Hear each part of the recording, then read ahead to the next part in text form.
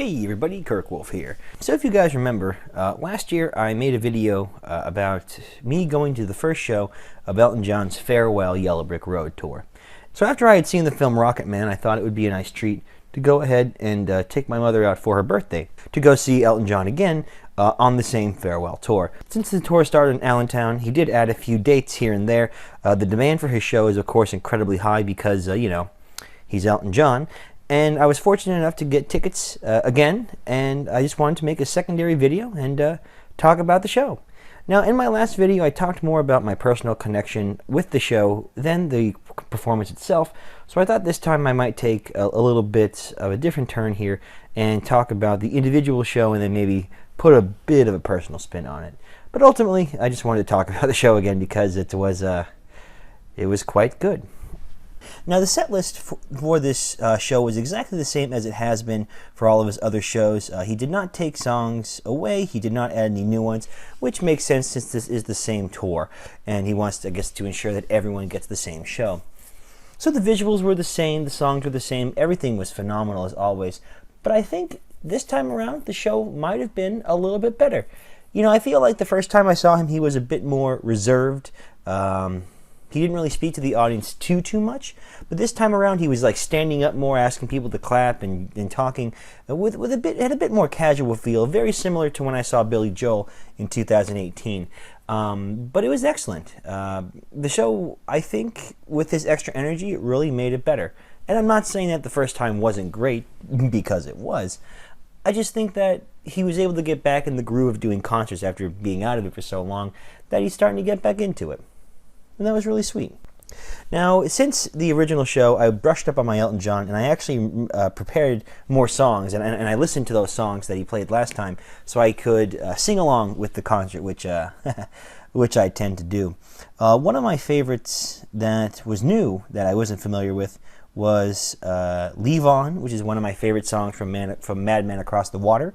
Also, Indian Sunset, a very tragic and beautiful song representing, the murder of the Native Americans that lived before the settlers came and murdered them all with guns and disease.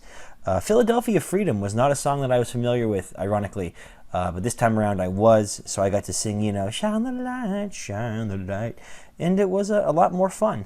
The one thing that, I think a lot of people, and myself included, forget about Elton John is really all the sad songs that he has. I mean, he has a bunch. I mean, if you look at Indian Sunset, Leave On as an example, I Want Love, Don't Let the Sun Go Down on Me, there's a lot of very beautifully sad songs. I think my favorite, though, that of going back and listening to some music that I hadn't before, was Someone Saved My Life Tonight. And believe it or not, this time I was able to get a copy of that animation that I really wanted, because the last time I saw it, I saw this really cool animation that he had custom for the show, and I couldn't find it anywhere, but I have it. And you best believe I'll be making a follow-up video analyzing it. But beyond that, it was very beautiful. And because I had seen the film Rocket Man, and I had a bit more insight into his life, it gave me a bit of a new context for the songs, which made the experience more pleasurable. So I was actually really happy that I went to go see Rocket Man, and I got to see a glimpse of his life. Now, of course, you do understand that there are liberties taken. It didn't happen exactly that way. But what's interesting, before he started playing the song called Your Song, he made a mention saying, "Oh, has anyone seen Rocket Man?" And everyone, the crowd cheered. And he got up and he was like, "Yeah, that's exactly how it happened in the movie." And I thought that was kind of funny. Other comments, too, that I had at the show was he really knew how to work the crowd this time. His solos were great for, piano solos that he would play between songs. Those were phenomenal. Saturday Night's All Right for Fighting. Everyone was going crazy. They were singing and loving it, and it was just loving it. It was such a good time. And then for Crocodile Rock, it was cool. There's a part where they go, la, la, la, la, la, la. Well, everyone started singing along with that.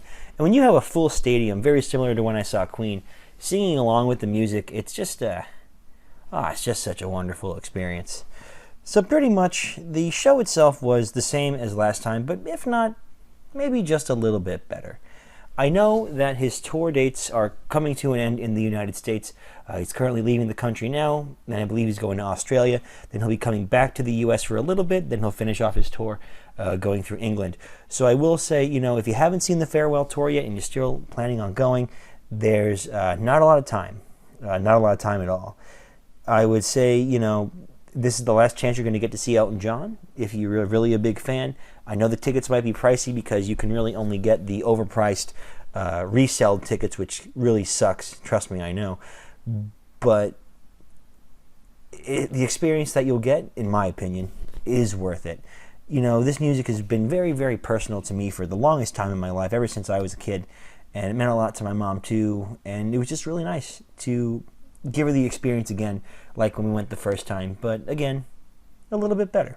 With all the concerts I've seen this year, you know, it's really hard to pick which one was my favorite. I mean, I went to go see Kiss, Iron Maiden, Queen, Justin Hayward of the Moody Blues, and then, of course, I finish out my year just nicely with Elton John. So, you know, I can't really pick. There's different moments from the different concerts that I went to that I like, and I'm really happy that I was able to go. I will admit that I probably won't be doing as many concert reviews coming in the next year or so. What it boils down to is just financial difficulties, and going to concerts is quite expensive. But I do have a couple planned for next year. I'm going to see Deadmau5, which is going to be awesome, and I'm also seeing Green Day, Weezer, and Fall Out Boy on the Hella Mega Tour, so you bet your sweet ass I'll be having a video on that. That being said, I'm working on a couple of other theater stuff in the background, so my uploads might get a little bit scarce for a while, since I do have to make this time commitment to these theater shows I'm doing, which of course I'll provide updates and talk about later. I'm also working on a bigger long-term project. I won't disclose what it is, but I promise that you're going to like it. So anyway, hey, thank you guys so much for watching. I hope you enjoyed the little talk about Elton John 2, Electric Boogaloo, and I'll see you guys in the next one.